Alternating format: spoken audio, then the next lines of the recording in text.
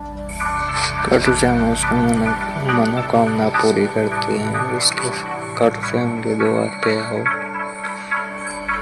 खाटू श्याम से अर्जी लगा के बोला, ये खाटू श्याम जी करोड़ों लोगों के दिल में बसे हुए हैं। श्याम बाबा खाटू की एक झलक श्याम पाने के लिए सभी के दिल में बसे हुए हैं और महाभारत की युद्ध भूमि में महाभारत में एक श्री कृष्ण जी को दान श्री देने कृष्ण वाले के बरबरीक जी, जो कि राजस्थान के सीकर जिले के खाटू गांव में खाटू श्याम जी के नाम से जाने जाते हैं। श्याम बाबा के भव्य मंदिर में दर्शन करने के लिए जाते हर दिन हैं। लाखों भक्त खाटू में आते हैं। श्याम बाबा जो भी हमारे भक्त यहाँ पूरी आस्था के साथ यहाँ आते हैं, श्याम बाबा उनकी मनोकामनाएं पूरी करते कहते हैं। हैं कि जब खाटू आप हर श्याम जगह से बाबा हार के जाए आगे तो एक बार खाटू श्याम जी के मंदिर में जरूर जरूर आइए। आए। यहाँ पर दर्शन करने से आपके सभी बिगड़े काम बन जाते हैं। जैसे जैसे कलयुग आगे बढ़ रहा है, वैसे ही श्याम बाबा के भक्त भी बढ़ते जा रहे हैं। जो कोई भी खाटू श्याम जी को दिल से अपना मान लेता है, खाटू नरेश उसके सारे कष्ट हर लेते हैं। तो खाटू श्याम जी के दर्शन करने के लिए आप आना चाहते हैं या आ रहे हैं, तो आप खाटू कैसे पहुंच सकते हैं? मंदिर में दर्शन करने के बाद आप और कौन कौन से दर्शनीय स्थलों पर जा सकते हैं? साथ ही एक दिन में आप सालासर धाम में बालाजी के दर्शन करने के लिए किस तरह से जा सकते हैं? खाटू में रहने की और खाने पीने की क्या क्या सुविधा उपलब्ध है? आपका टोटल कितना खर्चा हो सकता है दर्शन और यात्रा में? आपको किन किन बातों का विशेष ध्यान रखना है? इस खाटू श्याम जी की यात्रा में आपको संपूर्ण जानकारी मिलने वाली है, तो वीडियो को बिना स्किप किए पूरा जरूर देखिए। चलिए हमारी यात्रा को शुरू करते हैं, लेकिन इससे पहले आप कमेंट में जय श्री श्याम जरूर लिखें। खाटू श्याम जी के मंदिर तक आने के लिए ट्रेन के माध्यम से सबसे पहले आपको रिंगस जंक्शन तक आना होगा। खाटू का सबसे नजदीकी रेलवे स्टेशन रिंगस जंक्शन है, लेकिन अगर आपके यहाँ से रिंगस जंक्शन के लिए डायरेक्ट ट्रेन नहीं आती है तो आप जयपुर जंक्शन तक आ जाइए। जयपुर जंक्शन पर सभी प्रमुख शहरों से ट्रेन आती जाती रहती है और जयपुर से खाटू श्याम जी जाने के लिए बसेस के थ्रू भी बहुत ही अच्छी कनेक्टिविटी भी है। लेकिन अगर आप रिंगस आते हैं तो रिंगस से खाटू श्याम जी का मंदिर 16 किलोमीटर की दूरी पर स्थित है। रिंगस रेलवे स्टेशन के बाहर आपको खाटू जाने के लिए सवारी जीप मिल जाती है, जिसका किराया 50 रुपए रहता है। और अगर आप जयपुर जंक्शन से आते हैं तो आपको रेलवे स्टेशन से रिक्शा में या मेट्रो से 1 किलोमीटर की दूरी पर सिंधी कैंप बस स्टैंड तक आ जाना होगा। यहाँ से आपको खाटू जाने के लिए राजस्थान रोडवेज की बसेस और प्राइवेट बसेस मिल जाएगी। यहाँ पर आप देख सकते हैं कि सोनू कैमले प्लेटफॉर्म है। ये प्लेटफॉर्म हमारे संपर्क करें 80409266। इस बस स्टैंड के अंदर और बस स्टैंड के बाहर प्राइवेट और गवर्नमेंट की बसेस हर आधे से 1 घंटे में खाटू के लिए रवाना होती है। जयपुर से खाटू श्याम जी 80 किलोमीटर की दूरी पर है। खाटू जाने के लिए राजस्थान रोडवेज की बस का किराया 100 रुपए तक होता है। इसमें बदलाव होते रहते हैं और प्राइवेट बस में नॉन एसी बस का किराया 100 रुपए और एसी बस का किराया 120 रुपए का होता है। लगभग 2 घंटे का सफर तय करने के बाद हम खाटू श्याम जी के बस स्टैंड पर पहुंच जाते हैं और इस बस स्टैंड से खाटू श्याम जी का मंदिर मात्र 1 किलोमीटर की दूरी पर स्थित है। बस स्टैंड से बाहर आते ही सबसे पहले आपको ये वाला प्रवेश द्वार नजर आता है। इस द्वार को तोरण द्वार के नाम से जाना जाता है। यहाँ पर श्याम बाबा के भक्त नाचते गाते खूब एंजॉय करते हुए फाल्गुन महीने के मेले के दौरान 11 के दिन सभी भक्त निशान लेकर रिंगस से खाटू श्याम जी तक 18 किलोमीटर पैदल यात्रा करते हैं और इस तोरण द्वार के पास आकर श्याम बाबा को स्मरण करते हुए उनके दर्शन करने के लिए आगे मंदिर में जाते हैं।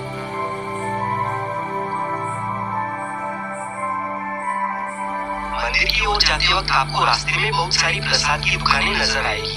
इन दुकानों से आप भी प्रसाद ले सकते हैं। श्याम बाबा को मिश्री, पेड़ा, चूरमा और गुलाब के फूल प्रसाद के तौर पर अर्पण किए जाते हैं। खाटू श्याम जी के दर्शन करने से पहले सभी भक्त मंदिर के पास में बने इस श्याम कुंड में स्नान करने के बाद ही खाटू श्याम जी के दर्शन करने के लिए जाते हैं। ये कुंड मंदिर के रास्ते में ही आता है।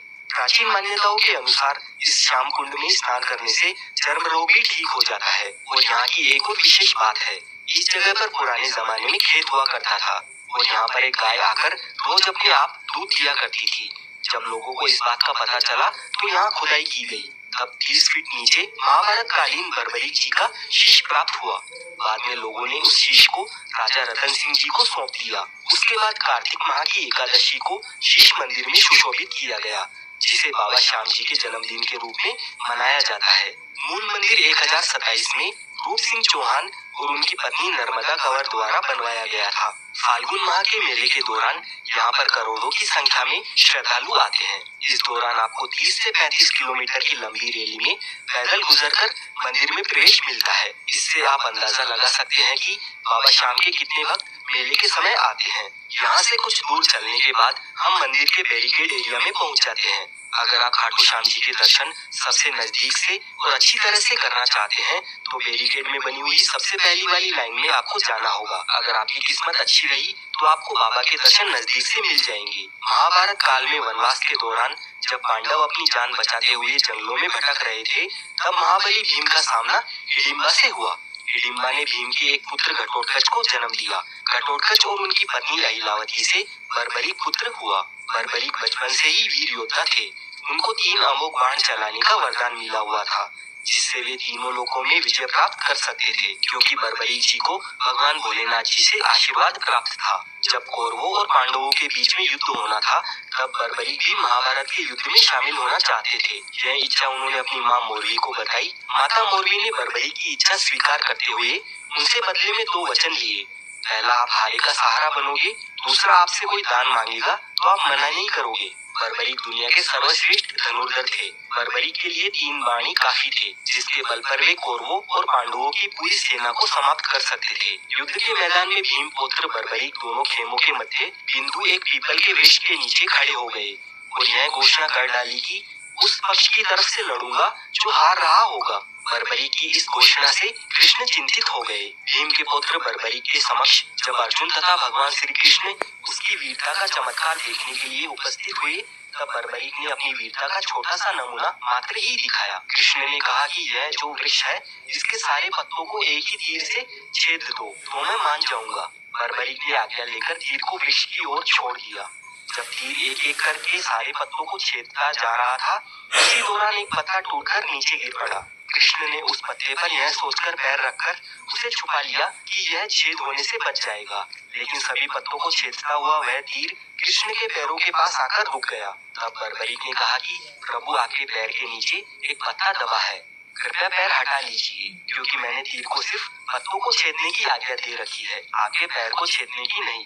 भगवान श्री कृष्ण यह जानते थे कि बर्बरीक हारने वाले का साथ देगा। यदि कौरव हारते हुए नजर आए तो फिर पांडवों के लिए संकट खड़ा हो जाएगा, और यदि जब पांडव बर्बरीक के सामने हारते नजर आए तो फिर वह पांडवों का साथ देगा। इस तरह वह दोनों ओर की सेना को एक ही तीर से खत्म कर देगा। तब भगवान श्री कृष्ण ब्राह्मण का वेश बनाकर सुबह बर्बरीक के शिविर के द्वार पर पहुँच गए और दान मांगने लगे। बर्बरीक ने कहा, मांगो ब्राह्मण, क्या चाहिए? ब्राह्मण रूपी कृष्ण ने कहा कि तुम दे न सकोगे, लेकिन बर्बरीक कृष्ण के जाल में फंस गए और कृष्ण ने उससे उसका शीश मांग लिया। फिर बर्बरीक ने हंसी खुशी अपना शीश दान दे दिया।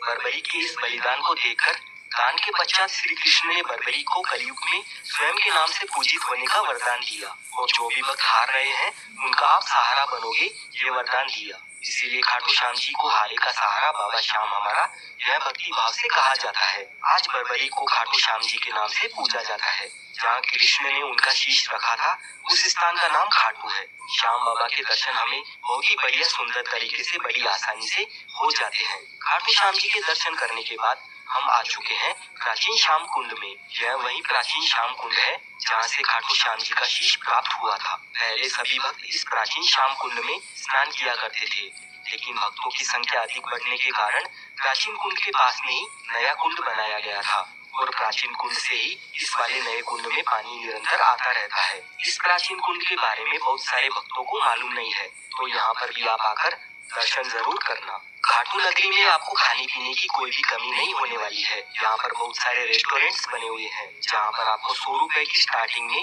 वेज थाली मिल जाएगी, और यहाँ पर आपको बहुत सारे मिष्ठान भंडार भी नजर आएंगे, जहाँ से आप मिठाई, चूरमा, रबड़ी, मावा कचौड़ी, इस तरह के सभी व्यंजन एंजॉय कर सकते हैं। यहाँ पर खाने पीने की बढ़िया बढ़िया चीजें मिल जाती है। अगर आप श्याम बाबा के दरबार में रुकना चाहते हो तो तोरण द्वार के पास में ही काफी सारी धर्मशालाएं मौजूद है। यहाँ पर आपको एसी, नॉन एसी और फैमिली रूम मिल जाते हैं। श्याम बाबा के दर्शन करने और यहाँ पर घूमने फिरने में हमें आधा दिन लग जाता है। इसके बाद आप भगवान हनुमान जी के दर्शन करने के लिए जाना चाहते हैं तो खाटू के इस बस स्टैंड से सालासर जाने के लिए निरंतर बसें मिल जाती है, जिनमें पर पर्सन 120 रुपए का किराया लगता है और सालासर पहुंचने में 3 घंटे का समय हमें लग जाता है। सालासर बस स्टैंड पर पहुंचने के बाद यहाँ से मात्र 5 मिनट चलने के बाद हम सालासर मंदिर के गेट नंबर 1 पर पहुंच जाते हैं। सालासर बालाजी मंदिर भगवान हनुमान जी के भक्तों के लिए एक धार्मिक स्थल है। यह राजस्थान के चूरू जिले में जयपुर बीकानेर राजमार्ग पर स्थित है। हर साल देश भर से असंख्य भक्त यहाँ पर बालाजी के दर्शनों के लिए सालासर धाम आते हैं। यहाँ पर हर साल चैत्र पूर्णिमा और अश्विनी पूर्णिमा पर बड़े मेलों का आयोजन किया जाता है। भारत में यह एकमात्र बालाजी का मंदिर है जिसमें बालाजी की दाढ़ी और मूंछ है। सालासर धाम में आने वाले सभी यात्रियों की सुविधा व धाम का विकास श्री बालाजी मंदिर के माध्यम से श्री हनुमान सेवा समिति द्वारा किया जाता है। यहाँ रहने के लिए कई धर्मशालाएं और खाने पीने के लिए रेस्टोरेंट्स बने हुए हैं। श्री सालासर बालाजी मंदिर में बालाजी को चूरमा का भोग लगाया जाता है और जो बालाजी की मूर्ति है वो स्वयंभू है, यानी जमीन से निकली हुई है। तो आप खाटू श्याम जी के दर्शन करने के बाद सालासर धाम में भी आ सकते हैं। ये मंदिर भी काफी भव्य और दिव्य है। यहाँ पर बालाजी आपकी सारी मनोकामनाएं पूरी करते हैं।